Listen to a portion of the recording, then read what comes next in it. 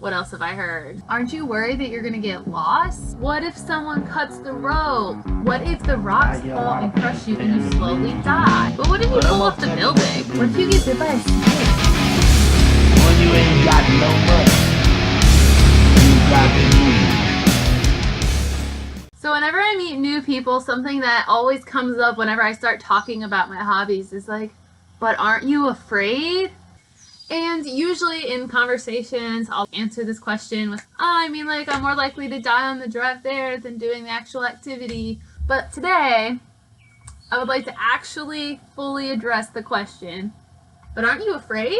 Alright, so before we delve into aren't I afraid, I'm going to give you guys some like background information to kind of like frame this response, okay? So, growing up, my family spent a lot of time outdoors. We went camping for our family vacations, and I was also in Girl Scouts in like the scoutiest term of that word. We did all of those outdoors things that make you want to keep spending time outside. They really entice you in. So we went camping, we went canoeing, we went rock climbing, and so I spent a lot of time outside. Flash forward to college, and I was looking for like an outdoors group, and I found our caving club. And I was actually lucky enough to serve as an officer for 2 of the 3 years that I was part of my college caving grotto.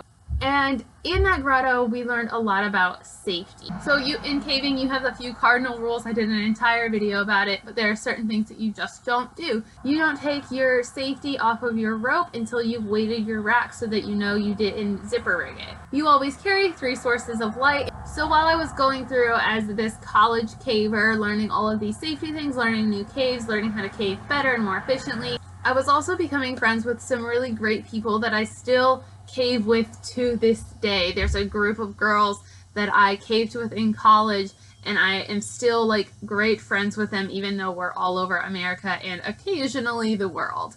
And that also really kind of shaped my outlook on these activities. So now this isn't the answer to the question. So that's all of our background, I guess. So the answer is, but aren't you afraid?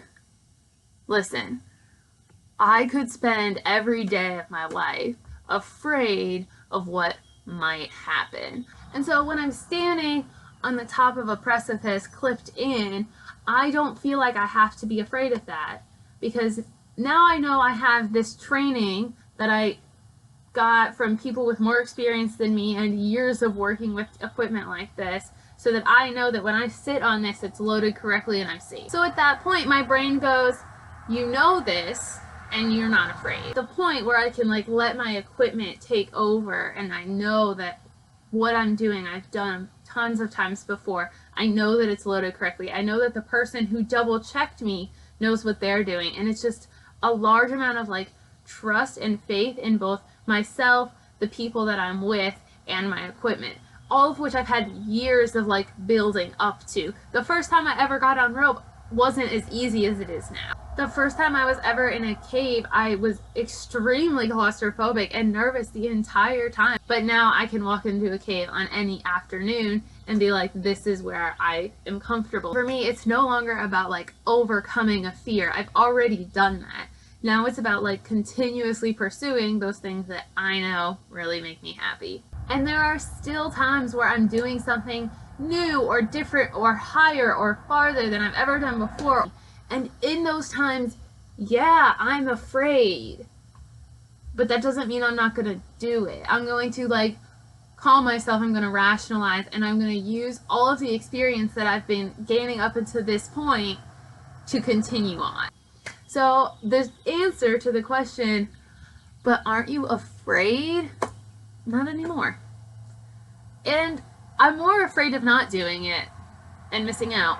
Alright guys, that's all I have for this week. If you get asked how you do things even though they're scary, let me know how you answer in the comments below. If you like this video, be sure to give it a thumbs up, and if you want to see more content like this, I do gear reviews, trip reports, and just like fun informational outdoors videos. Make sure you hit that subscribe button. We have new videos every week.